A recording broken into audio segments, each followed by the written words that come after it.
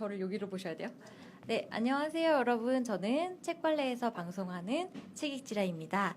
저는 어제 거꾸로 보이실 텐데 그 소셜 쓰고 앉았네라는 소셜 마케팅의 대가이신 조종환 작가님을 오늘 모시고 여러분들과 이야기를 나눠보려고 합니다. 안녕하세요, 작가님. 네, 안녕하세요. 네, 반갑습니다. 안녕하세요. 네, 그 작가님이 짬뽕닷컴에서 그 사진 뭐죠? 여기 나온 건가? 앞장. 네, 이게 어디 나왔던 거죠? 제 짬뽕닷컴 제 페이지에 있는 프로필 사진. 네네. 그대로 썼어요. 네, 이게 이 영화 뭐죠? 직쇼. 소우. 소우에 나왔던 사진으로 더 많이 알려주셔서 사실 실제로 얼굴을 공개하시는 건 거의 처음이지 않으실까라는 생각이 들어요. 네, 얼굴을 잘 원래 제가 공개를 안 했었는데요. 네. 이렇게 불러주셔서 감사합니다. 아, 네. 긴장되네요. 작가님 미남이십니다가 올라오고 있어요. 감사합니다. 미남이세요. 훈남. 근데 왜 얼굴을 밝히지 않으셨나요?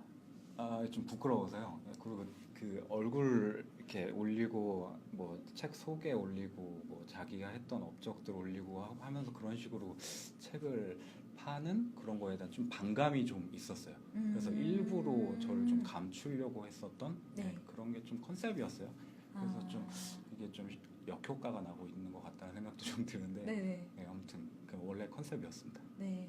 그래서 저자 소개란에 사진도 심하게 파격적인데 어떤 의도로 그랬는지라고 서대웅님이 질문을 해주셨었는데 그런 좀 의도가 있었습니다. 네. 그래서 그 사실 주변에서도 이 프로필 사진이라도 좀 말끔하게 입고 좀 얼굴 좀 드러내고 하지 저게 뭐냐 뭐 그런 소리도 좀 많이 듣기는 했었는데요.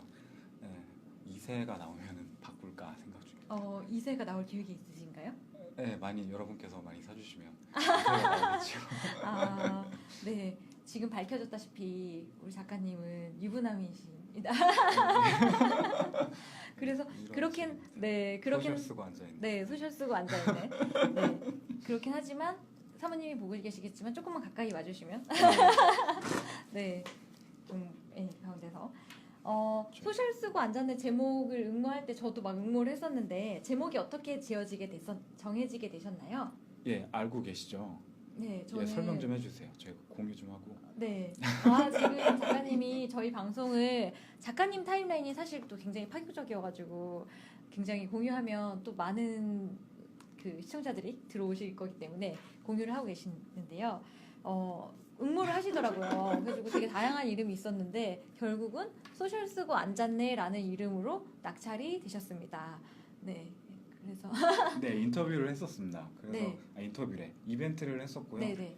그 중에 거기서, 당첨된 제목이었나요? 네, 거기서 당첨된 제목이었고 이거 좀 변형된 여러 가지가 있었는데 이게 제일 땡겼어요. 그래서 이걸로 하게 됐는데 사실 출판사에서는 되게 반대를 많이 했었어요. 이게 소셜 쓰고 앉았네가 다 붙어 있어요. 그래서 네. 문법상으로도 문제가 많고 네. 그리고 전통적인 출판 업계에서 봤을 때 앞에 해시태그라고 네. 한 이상한 기호가 붙어 있는 것도 이해를 못했고 네. 그래서 많이 싸웠었는데 네. 결국에는 제가 이겼습니다. 아. 그래서 이걸로 사실 소셜 하시는 분들한테는 굉장히 뭐 그렇게 낯선 건 아닌 것 같아요. 친숙하죠. 근데 네. 출판사에서는 그러면 낯설죠. 정식 명칭이 이렇게 해시태그까지 맞아요. 붙여가지고 네. 나간 거예요? 네, 그 띄어쓰기 없이 소셜 네네. 쓰고 앉았네가 네. 정식 명칭. 네, 딱 들었을 땐 저는 되게 와닿긴 했어요.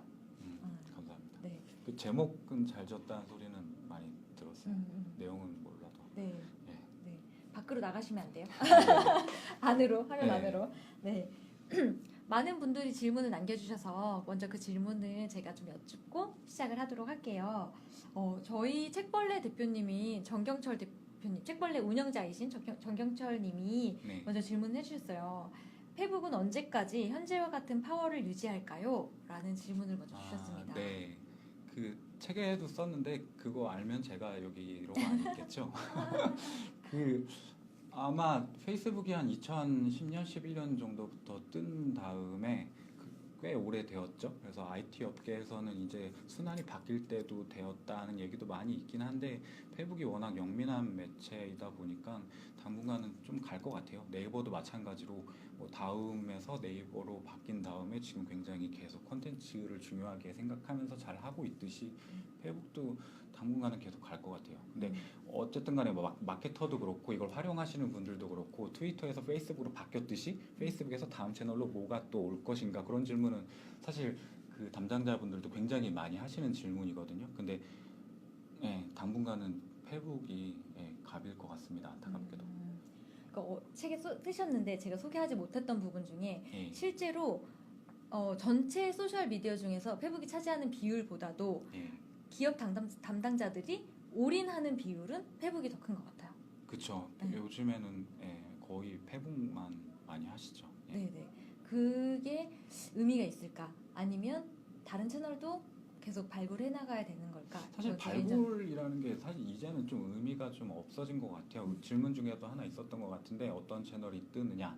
예, 그런 건 사실 초기에는 다음 채널 어떤 채널이 의미가 유의미할까 그런 작업들을 굉장히 마케터들도 많이 했었는데요. 사실 지금은 어느 정도 판가름은 다 났다고 보고 그리고 지금 있는 채널도 충분히 많거든요. 네. 그래서 지금 있는 채널들을 채널 특성에 맞춰서 어떻게 유기적으로 활용을 하느냐 그게 더 중요하지 어떤 채널이 앞으로 뭐 중요할까 뭐 그런 거는 좀 지난 것 같고 다만 최근에는 뭐 네이버 포스트나 다음 브런치나 그런 미니홈피와 블로그를 좀 결합한 형태 그런 긴 글이 어느 정도는 쓰여지는 그런 게 뭐 검색 포털 단에서 밀어주고 있는 형태인 것 같고요. 예, 뭐 채널들 어떻게 유기적으로 활용할지 거기에 좀 더 실제 실무자들을 많이 집중을 하고 있다고 보면 될 것 같습니다. 근데 막 실무자가 사실 뭐 아주 큰 기업이 아닌 이상 예. 소셜 미디어 담당자가 한 명인데 채널이 너무 여러 개니까 예, 예, 예. 네, 나는 막 페북도 해야 되고 네이버 블로그도 해야 되고 뭐 카카오 스토리도 해야 되고 막 이 인스타그램도 해야 되고 막 이런 게 가장 고민인 것 같아요. 그렇죠. 네, 그래서 그런 거에 대해서는 어떻게 전략을 짜면 좋을지. 여러분은 자기 얼굴을 보면서 말해본 적 있으신가요? 되게 저는 어색하네요. 맨날 네, 이거 보다 보니까 네네. 멍해지네요. 그래서 항상 뭐 컨설팅이나 그런 것, 제 목소리가 작나요? 근데 제가 가까이 드릴게요. 제가 감기에 좀 심하게 걸려서, 예, 그 컨설팅이나 뭐 그런 뭐 실무자들 미팅을 하거나 뭐 그런 경우에도 굉장히 많이 나오는 질문이기는 한데 사실 저는 그런 질문하시는 분들한테 가장 먼저 여쭤보고 파악하려고 하는 게 그러니까 그 캐파라고 하죠. 예, 얼마나 가용 자원과 인력이 있느냐 거기에 맞춰서 활용 가능한 채널과 전략들을 설정을 하는 게 가장 중요할 것 같고요. 거기에 따라서 현실적으로 활용 가능한 부분까지만 하셔야 돼요.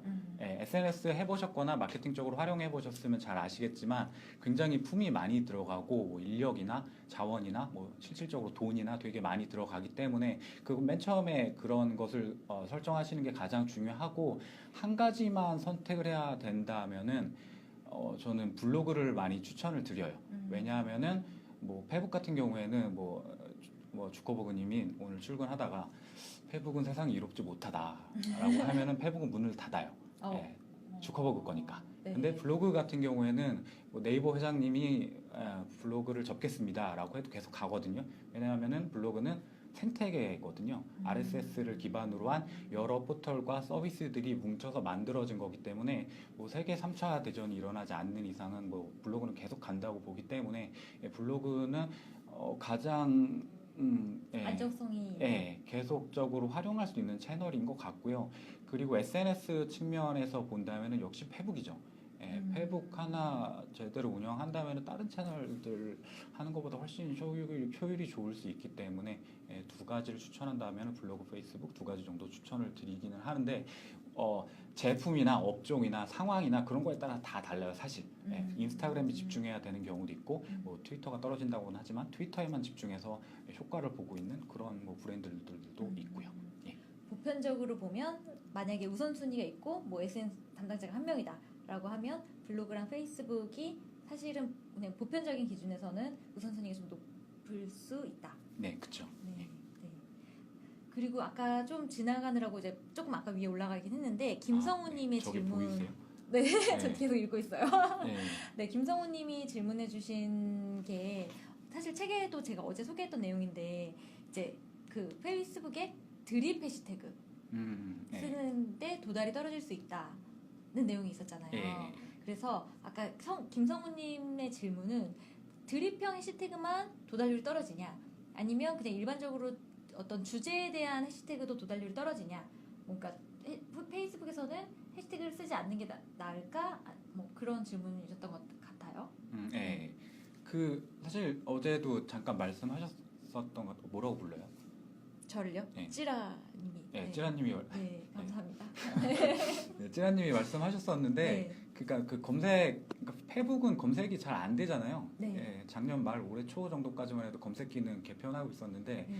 얼마 전에도 페북 담당자 만나서 얘기해 보니까, 네, 뭐 별로 관심 없더라고요. 그 검색 자체에. 근데 해시태그 자체가 트위터에서 시작된 검색을 연계한 더 많은 노출을 담보시켜주는 그런 기능이기 때문에 페북에서는 그게 큰 의미가 없는 게 사실이고요. 그리고 책에도 있었던 어제 소개시켜 주셨던 그런 내용 같은 경우에는 실제로 트래킹을 해봤더니 팬수가 많은 페이지일수록 해시태그를 쓰면은 도달률, 노출이 오히려 줄어든다는 결과가 나왔더라고요. 그래서 그렇다면은 실질적으로 페북에서 검색에도 도움이 안 되고 노출도 하락시킬 수 있는 해시태그를 사용하는 게 어떤 큰 의미가 있느냐라고 볼 수 있는 거고, 다만 해시태그를 사용함으로 인해서 디자인적으로나 어떤 특정 키워드를 부각시켜 줄 수 있는 기능들은 있죠. 그래서 그런 식으로 활용하는 건 좋은데, 우리나라에서만 발견되는 드립형 해시태그라고 저는 부르는데 네네. 그런 것들이 있죠. 네. 예, 인스타에서는 조금 트위터에서는 먹힐 수 있는. 예, 그런데 우리나라에서는 이게 고양시나 뭐 부산 경찰서 그런 데서 흥행시킨 형태인데, 이게 거기에도 도움이 안 되고, 그리고 드립도 그런 데서 이미 다 써먹은 형태인데, 단순히 기업들이나 그런 것들이 드립형 해시태그를 무분별하게 사용해서 어떠한 이득이 있느냐, 저 그런 점을 지적하고 싶은 거죠.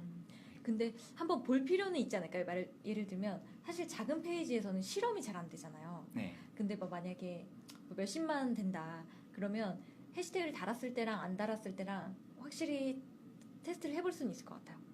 그렇죠. 했을 때 도달률이 떨어지느냐. 네. 그거는 만약에 보시고 저한테 알려주시면 네. 도움이 될 것 같습니다. 근데 결론적으로 페이스북에서 해시태그는 그렇게 큰 의미가 없다 정도로 받아들이시면 될 것 같아요. 네. 제가 초창기에 라이브를 할 때 이렇게 샵 24 라이브를 쓰면 페북에서 노출을 더 잘 시켜준다라는 루머가 있었어요. 그래서 저는 지금도 가끔 달거든요. 그러니까 샵 24 라이브를 쓰면 라이브에 대한 도달률을 높여준다. 제 생각에는 라이브를 하는 것 자체를 이미 페북에서 알고 있기 때문에 라이브 방송의 상대적으로 도달률이 더 높다라는 생각은 들거든요. 그렇죠. 이미 밀어주고 있죠. 알림 기능도 제공하고. 그래서 그러면 굳이 쓸 필요가 없을 수도 있겠다. 여러 가지 알고리즘들이 사실 있어요. 페북이 이미 공개한 알고리즘들이 있는데 사실 조금 부정적으로 보는 게, 페이스북 코리아가 얼마나 그런 기능들을 뒷받침해 줄 수 있느냐, 그런 면에서는 약간 좀 부정적이에요. 특히 한글 같은 특수한 뭐 그런 알고리즘도 있거든요. 지금 실시간으로 뜨고 있는 키워드를 활용한 콘텐츠를 노출을 올려주겠다라는 알고리즘도 발표를 했어요. 진짜요? 근데 예를 들어서 뭐 어제 지진 같은 경우에 그런 해시태그를 올려주겠다라고 했는데, 페이스북 코리아에서 그거를 그런 캐파가 될까? 사실 그런 약간 좀 한글까지 커버할 거냐? 무슨 알고리즘이나 뭐 여러 가지 형태로 커버를 할 수는 있겠지만, 마케팅 하시는 특히 디지털 쪽 하시는 분들은 공감을 많이 하실 것 같은데, 솔직히 그 페이스북에 대한 그런 신뢰도가 사실 뭐 광고 외에는 높지 않은 상황이기 때문에 그런 면에 있어서는 약간 좀 의구심이 좀 드는 게 있죠. 해시태그 하나만으로 너무 많은. 제가 말이 너무 긴 것 같아요. 아니요. 제가 너무 많은 거예요. 얼굴 보고 말하는데 진짜 이상하네. 그리고 이제 류성규님이 어제 질문해 주셨는데, 국내에서는 큰 주목을 받지 못했지만 가능성이 있어 보이는 신플랫폼이나 기존 플랫폼의 새로운 서비스, 물론 책에도 나와 있긴 해요, 그죠? 넥스트는 모르겠다라고 하지만 혹시 주목하시는 플랫폼이? 아까 말씀드렸는데 다음에 저기 브런치랑 네이버 포스트, 그거는 검색 포털 차원에서 밀어주고 있기 때문에 그거는 써볼 만한 것 같아요. 특히 뭐 다음은 카카오랑 연계를 해서 여러 가지 노출 창구도 많아졌고, 특히 뭐 메인 노출도 브런치 요즘 잘 되더라고요. 그래서 그런 면에서 되게 좋은 것 같고, 뭐 네이버도 포스트 요즘엔 좀 시들한 것 같기는 한데 뭐 그 파워블로거 제도 폐지시키면서 포스트를 또 연계한 그런 제도들도 만들었던 것 같이 그런 것들은 의미가 있는 것 같아요. 근데 뭐 외국에도 있고 국내에도 있고 여러 가지 새로 생기는 채널들이 있는데 그거를 미리 선점해서 활용해 본다는 것이 얼마나 큰 의미가 있을까 그런 생각은 들어요. 그 대기업에서 뭐 아이디 확보나 여러 가지 테스팅 차원에서 인력이 남아 도는 상황에서 그런 게 아니라면은 지금 있는 거에 집중하기에도 충분히 힘든 상황이 아닐까 그런 생각이 듭니다. 네. 뭐 사실 스냅챗 뭐 나올 때마다 해외 서비스에 대해서도 아 이거 해야 되나 약간 이런 생각이 드는데 작가님 말씀 들으니까 오히려 흔들리지 말고 일단 좀 지켜보다가 스냅챗이 미국에서는 10대들이 많이 하는데 우리나라에서는 요즘 10대들 트위터잖아요. 트위터하고 인스타그램하고 트위터가 미국에서 10대들이 아니요 스냅챗이 스냅챗이 한국에서는 요즘에 트위터에 10대들이 거의 장악하다시피 하고 있거든요. 제가 갑자기 얘기를 듣다가 조금 논지가 벗어날 수는 있겠는데 그런 생각이 많이 들어요. 한국 포털과 그다음에 이제 사실은 페북은 알고리즘으로 움직이는 거니까 알고리즘에 대한 공부라도 하면 뭐 예를 들면 조금 실험적으로라도 하면 나름대로 컨트롤할 수 있겠는데 깔려고 까는 건 아니고 한국의 포털들은 사실 그런 게 아니지 않나. 예를 들면 포스트를 하든 카카오의 1분 뭐 채널 뭐 이런 걸 하든 카카오는 굉장히 관리자 그러니까 뭐랄까 포털의 호스트가 중요한 역할을 하잖아요. 그거에 대한 것도 굉장히 쉽지 않은 것 같아요. 그러니까 네이버 포스트를 하면 네이버 포스트가 알고리즘에 의해서 움직이느냐 아니면 뭔가 결국은 그러니까 네이버 메인을 결국 관리자가 좀 컨트롤하는 거 아닐까? 관리자의 컨트롤이 없다고 얘기를 하고 사실 그 저품질 블로그가 대표적인데 네이버 저품질 블로그 같은 경우에는 네이버가 공식적으로 저품질 블로그를 언급한 게 몇 달 안 됐어요. 사실 그냥 루머로 취급을 했었죠. 근데 뭐 이미 뭐 그건 다 팩트로 뭐 이미 당하신 분들이 많은 상황이었으니까 그런 당했다는 거는 내가 뭔가 이렇게 광고성 블로그를 운영하다가 잘리거나 그렇죠. 노출이 밑으로 떨어지거나 네이버한테 밑보였다. 그래서 뭐 노출이 안 된다. 뭐 그런 상황이 되게 많았죠. 그래서 분명히 알고리즘도 있고 훌륭한 기업입니다. 네이버는 저는 네이버 굉장히 사랑하고요. 하지만 부족한 부분도 많죠. 그리고 그 소셜스 관전 내에서 특별히 네이버를 위한 챕터 하나를 두면서까지 네이버에 대한 얘기를 되게 많이 하고 있는데 그래서 굉장히 개선할 부분도 되게 많아요. 그리고 네이버가 우리나라 IT 환경과 디지털 환경에 지대한 영향을 끼쳐왔고 일종의 갈라파고스라고 하죠. 우리만의 생태계를 만드는데 큰 공헌을 했기 때문에 네이버가 움직이지 않으면은 우리나라는 영원히 그냥 자기들끼리일 것 같아요. 이렇게 속도도 엄청 빠르고 IT 강국인데 우리나라에서 뻗어나가기가 너무 힘든 게 네이버가 한 공헌이 굉장히 크다고 생각을 한다. 이거 너무 나왔다. 근데 어쨌든 간에 알고리즘이 분명히 있어요. 알고리즘이 분명히 있는데 그들만의 작업도 있죠. 사실 그 야후 아시죠? 야후 코리아가 예전에 실시간 검색어를 개인이 했다고 해요. 뉴스에서 뭐 뜨면은 1등은 뭐로 넣고 2등은 뭐로 넣고 그런 식의 작업을 했었다고 해요. 야후가 망하기 전에 망하고 난 다음에 거기 계신 분이 실제로 올린 글에서 봤던 건데 뭐 네이버라고 뭐 그런 거 없겠습니까? 실제로 뭐 실시간 검색어 같은 경우에도 지진 사례가 얼마 전에 있었죠. 근데 지진이 실시간 검색어에 오르는데 굉장히 오랜 시간이 걸렸다고 하죠. 그런 것만 봐도 여러 가지 뭐 사례들이 있죠. 근데 사실 조심스러운 것도 많기는 한데 저는 네이버를 응원합니다. 그리고 네이버가 요즘에 공식 블로그 통해서 알고리즘도 많이 밝히고 여러 가지 활동들도 하고 있어요. 그래서 네이버가 변화를 하려고 노력을 많이 하고 있고 그리고 네이버의 뭐 검색 엔진 능력이나 뭐 알고리즘을 짜는 기술들 그런 것들은 저 같은 범부가 뭐라고 평가하기 엄청 높은 그런 수준인 건 사실입니다. 근데 다만 그 자신들의 컨텐츠를 우선하기 위한 여러 가지 약간 인위적인 조작들이 아직도 있지 않나 싶은 건 사실이에요. 뭐 예를 들어서 제가 운영하는 짬뽕닷컴 컨텐츠 같은 경우에도 제가 올린 거 제가 쓴 글은 구글에서 뭐 소셜미디어나 소셜미디어 트렌드, 뭐 페이스북 치면 다 제 글이 최상단 노출이 되거든요. 근데 네이버에서는 제 글을 그대로 퍼간 글들이 최상단 노출이 돼요. 네, 그리고 제 글은 뭐 36페이지, 뭐 160 몇 페이지로 뒤에 있어요. 네. 그러니까 뭐 안타깝죠. 네. 말 좀 짧게 했어요. 네, 아닙니다. 네, 그래서 네이버 뭔가 근데 약간 작가님 말씀을 되게 조심스럽게 하는 것 같아요. 우리 좀 신랄하게 더 얘기해도 안 돼요. 되지 않을까요? 안 돼요?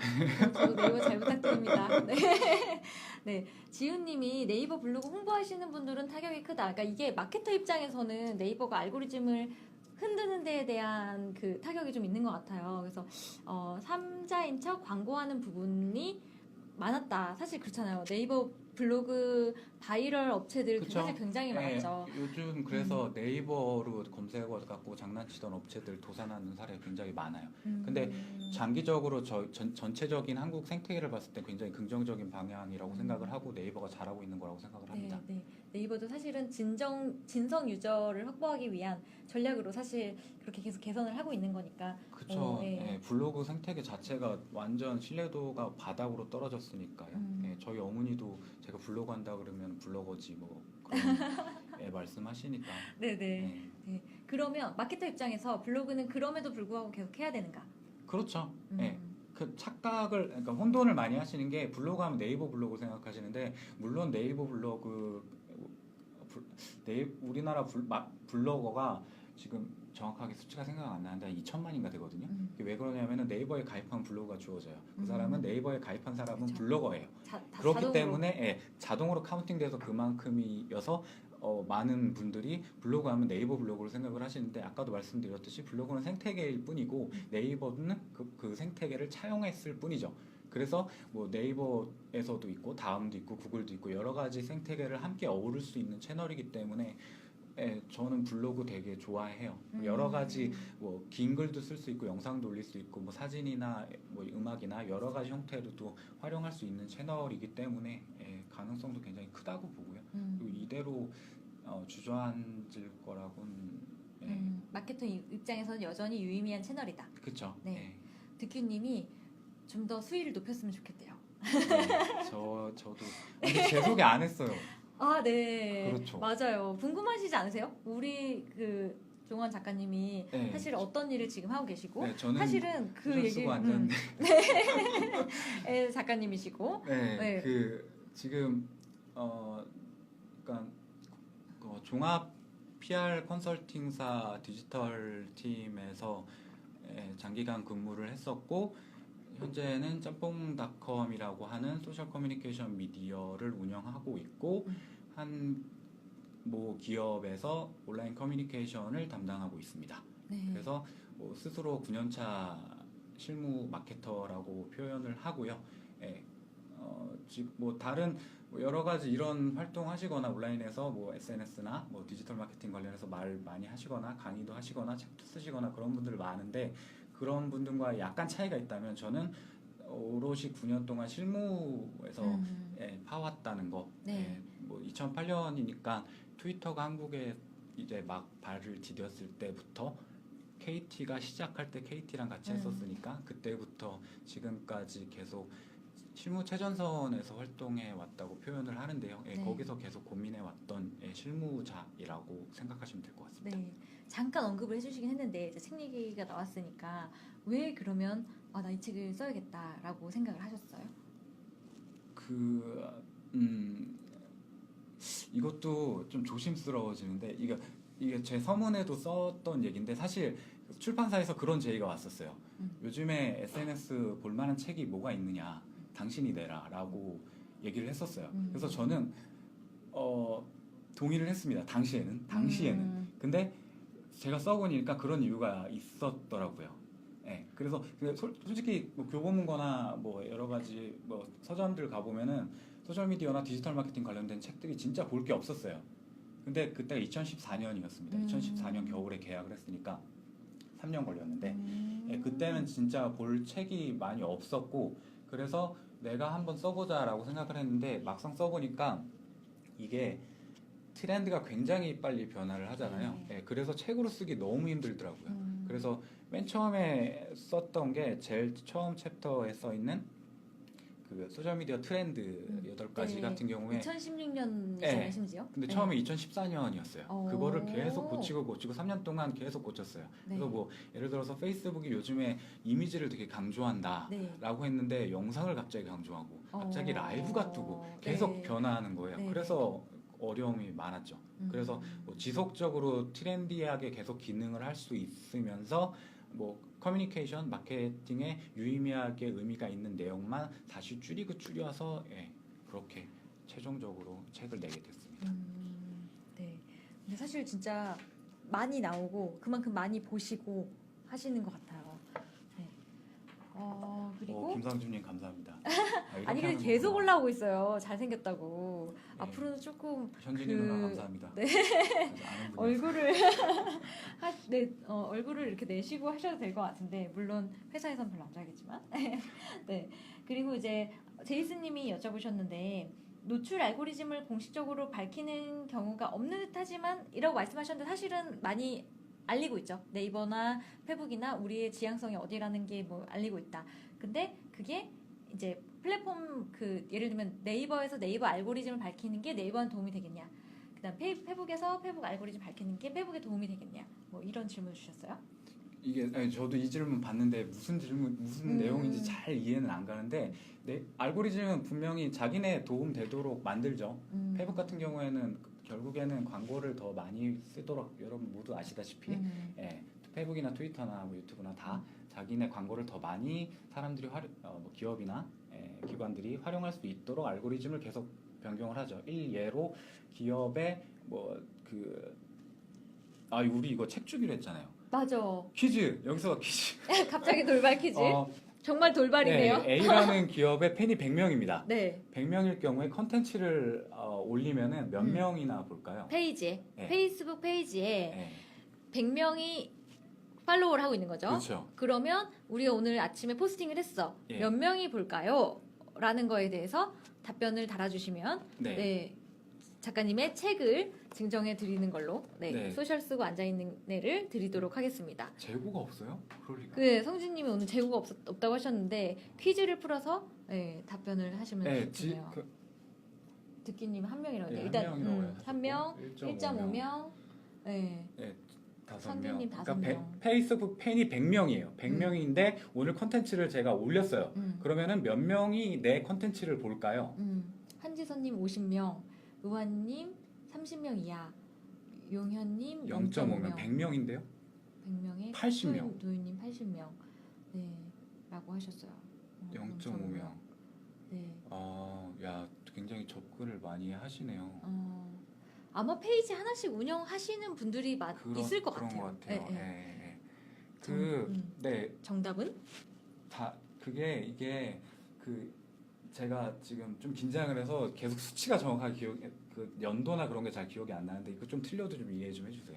2014년이었나 2015년이었나 그때까지만 해도 16.5명인가였어요. 100명에 16.5명, 16.5%. 그런데 알고리즘이 다 바뀌었습니다. 그래서 지금은 한 명도 노출이 안 돼요. 그리고 1%도 안 된다. 팬수가 많을수록 더 적어져요. 그래서 팬수가 100만 명이 있어도 콘텐츠를 하나 올렸을 때 1%니까 100만 명이 1%면 1만 명인가요? 그죠? 1만 명의 노출한다고 장담할 수가 없어요. 100만 명이면 1만 명. 그런 알고리즘 자체가 변화를 했죠. 왜 그렇게 변화를 시켰냐? 광고하라는 거죠. 광고를 해서 타겟팅을 해서 너한테 좀 더 정확한 팬한테 돈을 써서 노출을 하렴?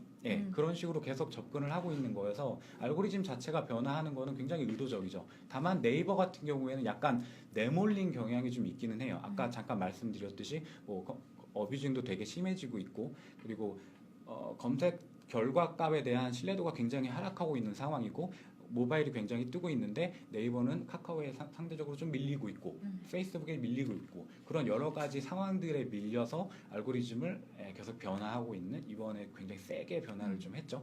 그런 상황들이 굉장히 있는 거고 그리고 SEO라고 하죠. 서치 엔진 옵티마이제이션이라고 하는 많은 분들이 궁금해하시는 그리고 블로그에 SEO 상위 노출하려면 어떻게 하냐 그런 질문도 굉장히 많고 지식인에서 상세하게 답변까지 해주시는 그런 것들이 있죠. 근데 사실 저는 그렇게 생각을 해요. 검색 포털 같은 경우에는 구글 같은 경우에는 SEO 기준을 굉장히 명확하게 밝히고 있어요. 한 60, 80페이지 정도의 가이드라인을 통해서. 근데 뭐 네이버 기준으로 했을 때 여러 가지 것들이 있긴 하지만 결국에는 걔네들이 하고 싶은 거는 그러니까 정확한 정보를 정확한 장소에서 정확한 상황에 정확한 사람에게 노출하는 거예요.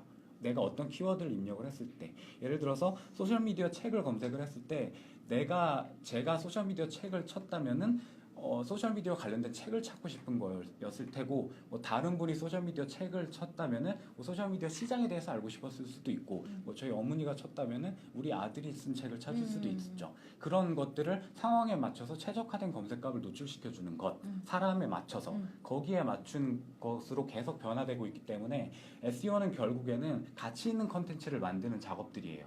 거기에만 집중을 일단은 하셔야 돼요. 그래야지 네이버가 주장하는 네이버가 진행하고 있는 저품질 블로그에 걸린다거나 여러 가지 사람들이 말하는 뭐 SEO 팁 같은 꼼수 같은 그런 거에 집중하는 것보다 훨씬 더 올바른 방법이고요.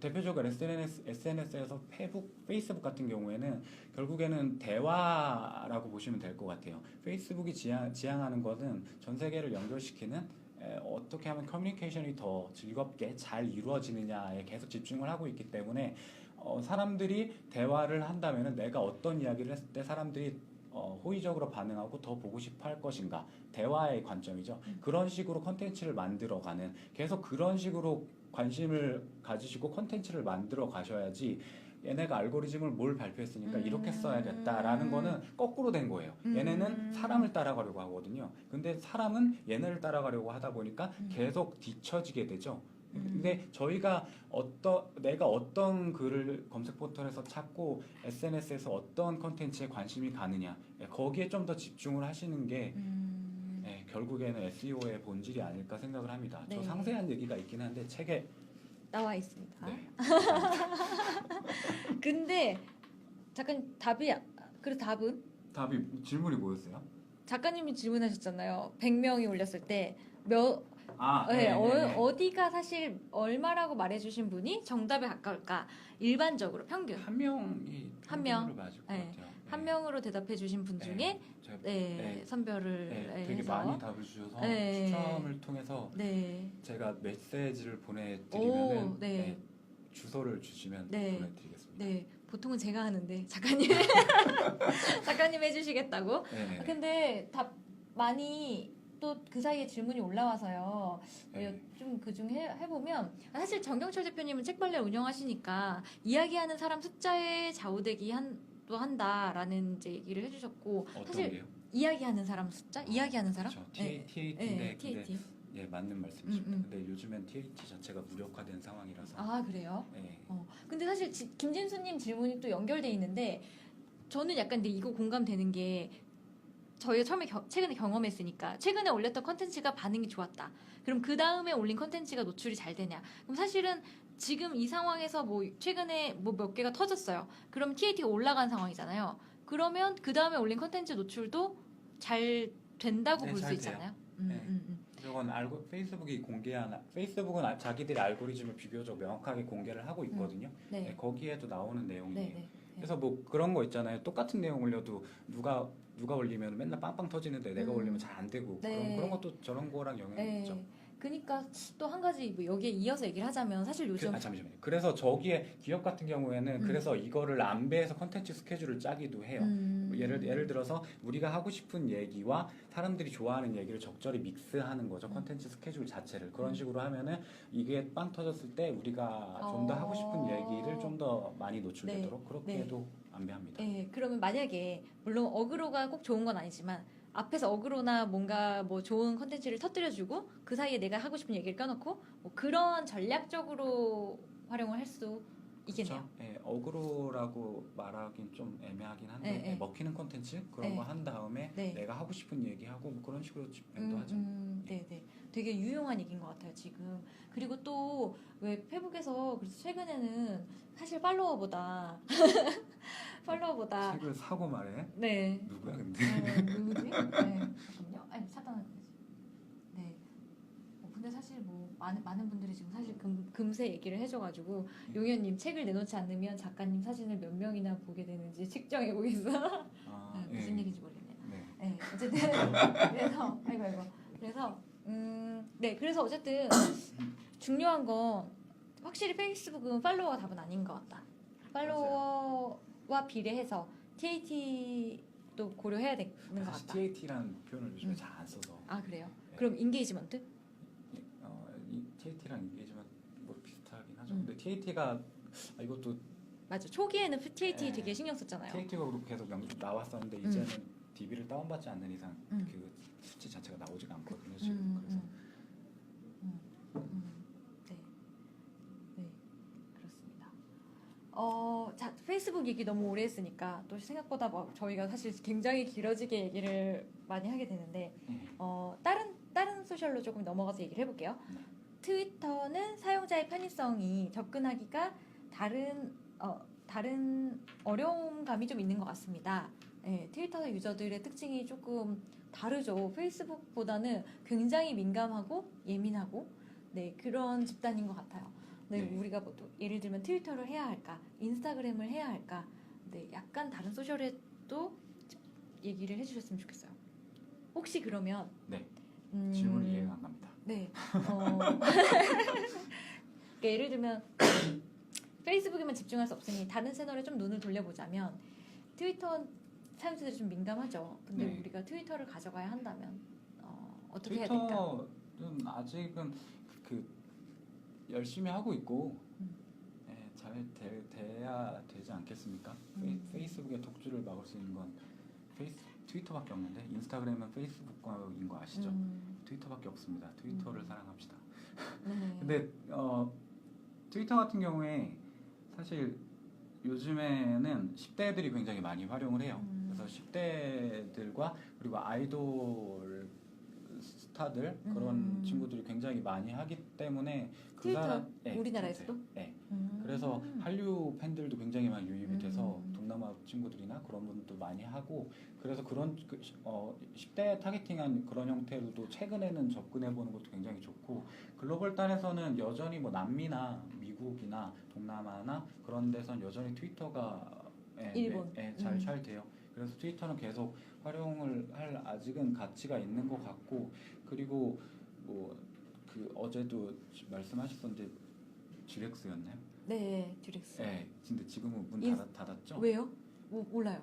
그 불미스러운 모기업의 불미스러운 사태로 인해서 문을 닫아서 아직 안 열었을 거예요. 네, 그래서 근데 걔네도 그랬듯이 뭐 드립 형태로도 많이 활용을 하고요. 그러니까 재밌는 얘기로 계속적으로 접근하는 그런 형태로도 많이 활용을 하고 그리고 뭐 예전과 같이 뭐 그 CS 그러니까 커스터머 세티스팩션 그런 기능으로도 접근을 요즘에도 많이 활용을 하고 있고 그리고 미디어나 그런 것들을 재배포해주거나 아니면 블로그나 아니면 뭐 보도자료가 배포가 되었거나 아니면 뭐 채용 기사가 나갔거나 그런 것들을 재확산시켜주는 그런 채널로도 많이 활용을 합니다. 그래서 단순히 페이스북 컨텐츠 하나 도달이 내가 올렸더니 뭐 기업에서 올렸더니 컨텐츠 하나에 뭐 몇십만 도달이 났는데 트위터는 도달이 뭐 몇천 수준이다. 그래서 얘는 트위터는 안 된다라고 하기보다는 트위터는 전체 커뮤니케이션의 형태로 비교를 해야지 옳다고 생각을 해요. 컨텐츠 하나에 그거는 떨어졌지만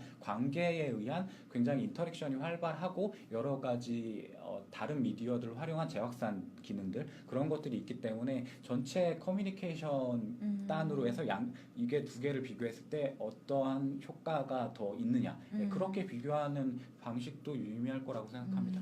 그렇죠. 그리고 아까 말씀하신 것 중에 트위터에 사실 퍼나르는 것도 되게 많은 것 같아요. 트위터가 어떻게 보면 소스의 원천이 되는 경우가 있다. 예를 들면 페이스북은 이거 제 생각인데요. 페이스북은 확산을 한다면 트위터는 약간 원천이 되는 경우가 많은 것 같은데 또 저희가 이렇게 알고 있는 푸푸스스에서도 트위터에 있는 글을 많이 가지고 컨텐츠를 재생산하잖아요. 그렇죠. 네. 푸푸스스가 제가 알기로는 가장 먼저 했고 지금은 대다수 미디어가 따라하고 있죠. 그러니까 그렇게 보면 되게 크리에이티브한 분들이 많이 있고 그래서 어떤 컨텐츠의 원천이 수도 있다. 콘텐츠의 원천이라기보다 이거는 예전부터 사용해 오셨던 음. 분들은 잘 아실 텐데 트위터가 SNS의 거의 원조잖아요. 뭐 네. 싸이월드가 원조라고 네. 하시는 분들, 한국 분들도 네. 계시는데 트위터가 그런 때 예전부터 얼리 어답터 분들이 많이 활용을 하셨고 예전부터 활용하셨던 분들은 특히 IT 쪽이나 뭐 정치 쪽도 많긴 하지만 그런 분들은 충성도 있게 계속 활용을 하고 있고 그런 분들이 뭐 온라인상 디지털상에서 굉장히 잉여력 있는 자료들을 많이 내놓다 보니까 트위터발 자료들이 아직도 많은 것 같아요. 그래서 뭐 그런 식으로 활동하시는 분들 여전히 트위터 열심히 하시고 그에 따라서 인용되는 횟수도 많은 것 같고 근데 뭐 요즘에는 뭐 커뮤니티나 그런 쪽으로도 많이 퍼져 있는 상태여서 예전만큼 그렇게 파급력이 있다고는 볼 수 없죠. 솔직히 말씀을 드리면. 트위터는 약간 고려를 덜해도 근데 만약에 접근 우선순위를 방식에 하시면- 따라 다를 것 같아요. 그러면 궁금한 건 어떤 회사는 트위터를 쓰는 게 좋겠다. 어떤 회사는 인스타그램을 쓰는 게 좋겠다. 사실은 이제 사람들이 어느 정도 소셜 미디어에 따라 특색을 가지고 모여 있는 상황이잖아요. 네. 그러면 이 회사라면 이런 특성을 갖고 있는 회사라면 트위터를 해봐라. 네. 이런 특성을 갖고 있는 회사라면 인스타그램 해봐라. 약간 이렇게도 얘기해 볼 수 있을까요? 사람이요? 개인으로요? 내가 기업 담당자인데 네. 이런 기업이라면 이런 사람을 타겟팅하고 있다면 트위터, 이런 사람 타겟팅하고 있다면 인스타그램. 이게 되게 여러 애매해요. 가지 애매한 문제이긴 한데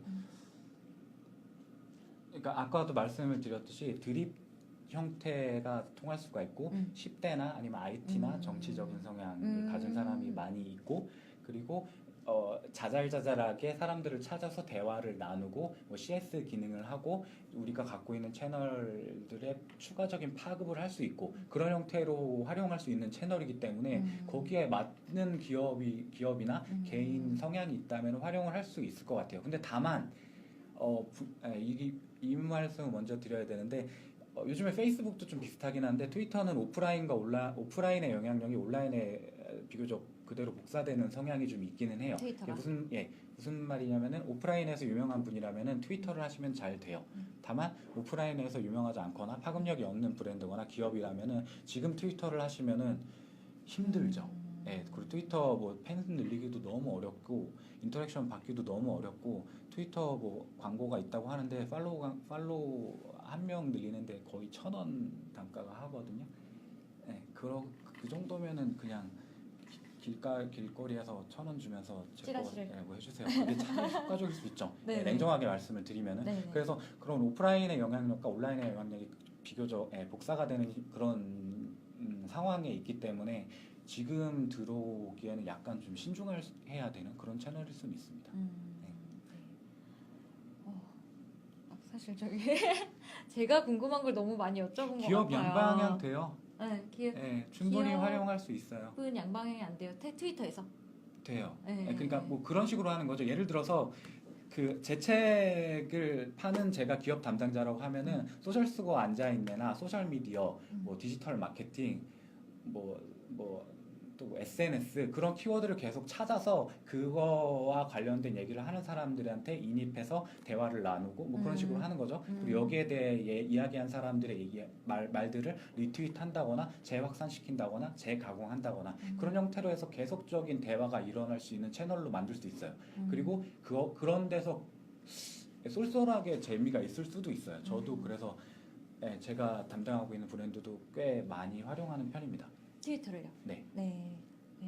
근데 이제 민철호님 얘기를 들어보면 마지막에 하신 얘기가 우리나라는 기업이 양방이 안 돼요. 특히 정부 돈이라고 그렇죠. 하셨는데. 기업 상황에 따라서 네. 힘들 수는 있습니다. 네, 맞아요. 동의합니다. 맞아요. 네, 굉장히 사실 어떻게 보면 소셜에는 정책이 없죠. 예를 들면 페이스북이나 트위터에서 문제 정책이 제기하는 없는데. 유저한테 대응을 하면 안 되죠. 네, 근데 내부적으로 회사 내부에서 정책이 많다라는 그런. 그렇죠. 네. 굉장히 배리어도 되게 많고 그러다 네. 보니까 사실 우리가 몰라서 안 하겠습니까? 네, 그렇죠. 네. 모두 다 알고 있듯이. 네네. 네. 근데 사실 질문 위주로 끌고 가다 보니까 책의 어떤 지필 의도나 책에서 알려주고 싶은 방향보다는 제가 궁금한 거나 저희 이제 유저분들이 궁금한 거를 많이 여쭤봤던 것 같아요. 근데 사실 지금 한 얘기가 다 책에 나와요. 음. 그래서 책을 읽어보신다면 궁금하신 페이스북 페이지 운영자분들이라면 읽어보시면 좋을 것 같고 한 가지 좀 궁금했던 건 약간 기업의 브랜드 페이지 운영자들을 위한 약간 매뉴얼 같은 지침 같은 굉장히 얘기가 또 들었고 되게 좋았던 건 어제도 말씀드렸지만 사실 소셜 책들 보면 사례 되게 많고 네, 그렇잖아요. 근데 원래 항상 사례라는 게 잘 됐으면 잘 된 이유가 있는 거니까 그래서 근데 그런 게 없이 담백하더라고요. 그리고 마치 컨설팅 펌에서 낸 것처럼 굉장히 일목요연하게 팩트 위주로 쓰셨어요. 네, 그렇게 쓰시는 건 작가님의 성향이신가요? 사실 그 짬뽕닷컴 말씀드렸듯이 제가 짬뽕닷컴을 운영하고 네네. 있는데요. 인터넷 세상에 짬뽕닷컴을 치시면은 나옵니다. 그걸 거기를 가보시면 아시겠지만 좀 더 적나라하고 예시도 좀 더 풍부해요. 근데 인쇄본으로 만드는 데 있어서 약간 저작권도 있었고 약간 소송의 우려도 있었고 그래서 좀 담백하게 줄여낸 것도 있고 그리고 제가 어제 그 방송하는 거 보면서 느꼈던 건데 사실 이 앞부분은 굉장히 담백해요. 이게 앞부분은 이게 뭔 말하는 거야 그런 얘기들이 굉장히 많아요. 네네네. 근데 이 얘기들이 뒤에는 뒤에 상세하게 붙여졌죠. 설명이 되어 있거든요. 예, 그래서 약간 앞부분은 좀 뭐 예를 들어서 키워드 1 handheld 모바일에서 모바일까지 뭐 대응 전략, 모바일 마케팅 전략, 모바일 디자인, 모바일 콘텐츠, 모바일 광고 이렇게 하고 그냥 지나가 버리거든요. 그런 식으로 해버리니까 모르는 분은 이게 뭔 근데 얘기야 저는 그럴 그 수 부분 있는데 얘기하다가 네. 진짜 제가 소개하려는 게 거의 반이었는데 얘기하다 보니까 다 갔어요. 네, 뒤에는 자세하게 나옵니다. 예. 그래서 더 실무적인 구체적인 얘기를 보고 싶으시다면 책을 보시는 걸로 혹은 짬뽕닷컴에 가보시는 걸로 그럼 기본적으로 그 제가 그 짬뽕닷컴이 한 2012년인가 14년인가부터 운영이 됐는데 지금 수치들이 하나도 생각이 안 나요.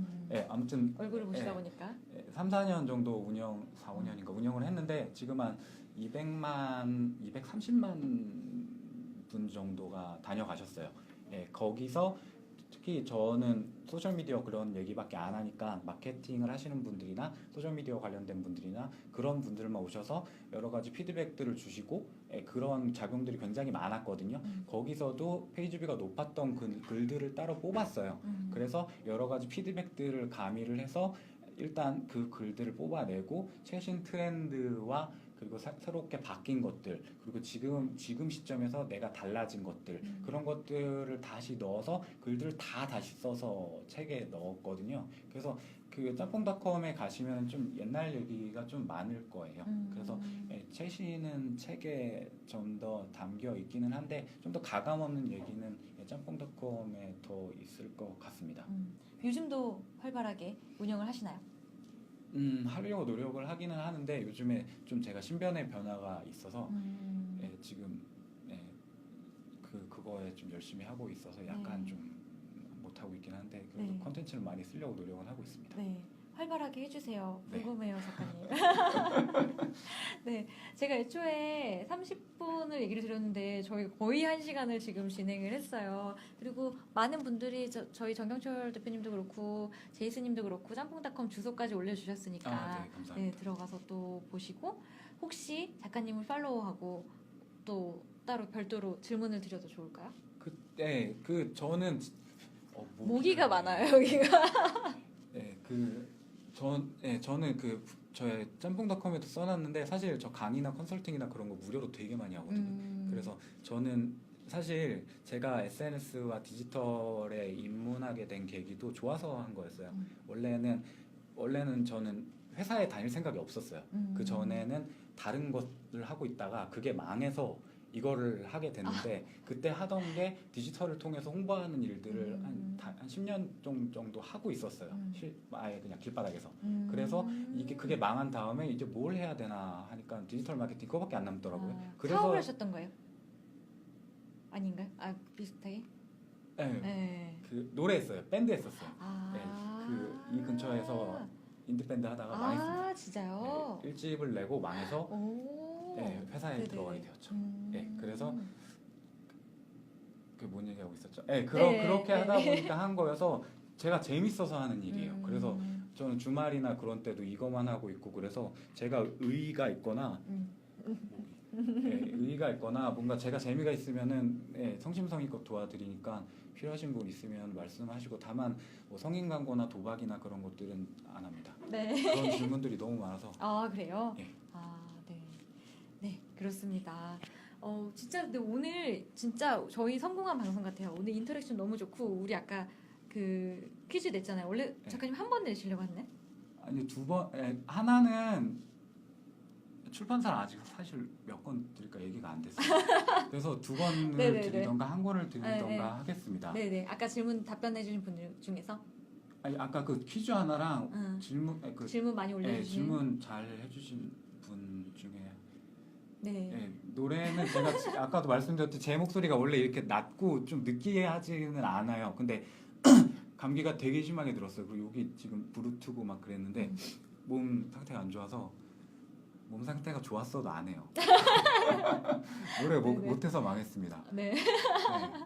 다들 노래 한 곡 외치셨지만 저희는 오늘 아쉬움을 조금 남겨놓고 이 정도에서 마무리하는 걸로.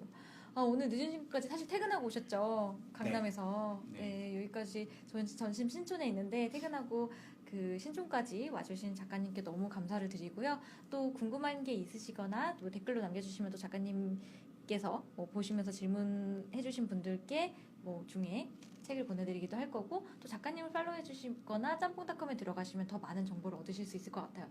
소셜은 끝나지 않는 고민인 것 같아요. 정답이 없고. 그렇죠. 네. 그래서 재밌죠. 네. 사실은 저도 비슷한 고민을 한 입장에서 이 책이 많이 도움이 됐고 오늘 작가님이랑 진짜 사실은 제 사심을 많이 충족시키는 그런 방송을 했던 것 같습니다. 진짜로 좋은 말씀하신 것 같아요. 소셜미디어는 답이 없어요. 그리고 전문가라는 게 없는 것 같아요. 제가 생각할 때는. 그래서 자신이 전문가라고 하는 사람들 보면은 좀 경계하시는 게 좋을 것 같아요. 소셜은 증명하는 사람이 이기는 거거든요. 그래서 뭐 누가 되든 상관없어요. 어떤 업적이 있던 뭐를 했던 간에 그래서 해봐. 해서 증명을 했어. 그럼 그 사람이 잘하는 거예요. 답 없고 계속 바뀌는데 그런 게 어디 있어요. 그러면 심지어 작가님마저도 우리 믿지 그쵸? 말자. 그래서 저는 전문가라고 얘기 안 해요. 그리고 되게 부끄럽고 되게 오렴치한 표현이라고 좀 생각을 해요. 개인적으로. 네.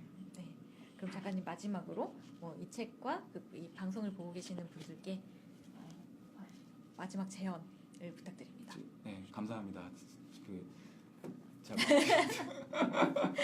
네. 그리고 오늘 되게 감사합니다. 네. 좋은 자리 불러주시고 이렇게 홍보까지 하게 해주시고 해서 감사합니다. 제가 사실 원래 저번 주에 이 자리를 마련하려고 했었는데 제가 개인적인 또 사정이 있어서 막 미루고 막 그랬는데 이렇게 해주셔서 참 감사합니다. 작가님 말씀대로 추석 끝나고 한 게 더 좋았던 것 같아요. 역시 SNS를 안 네, 그렇죠. 역시 소셜에. 네, 그래서 저는 또 다음에 다른 컨텐츠를 들고 작가님께는 또 앞으로 많은 사랑을 부탁드리겠습니다. 근데 진짜 재고가 없어요? 근데 서점에 많이 안 깔려있거든요. 요즘 따로 끝나고 얘기를 해보도록 하겠습니다. 네, 저희는 그러면 이만 물러나도록 하겠습니다. 또 여러분도 궁금하신 점은 작가님 개인적으로 많이 소통을 부탁드릴게요. 네, 여러분 안녕히 계세요로 끝내도록 하겠습니다. 네, 여러분 들어주셔서 감사합니다. 안녕히 계세요.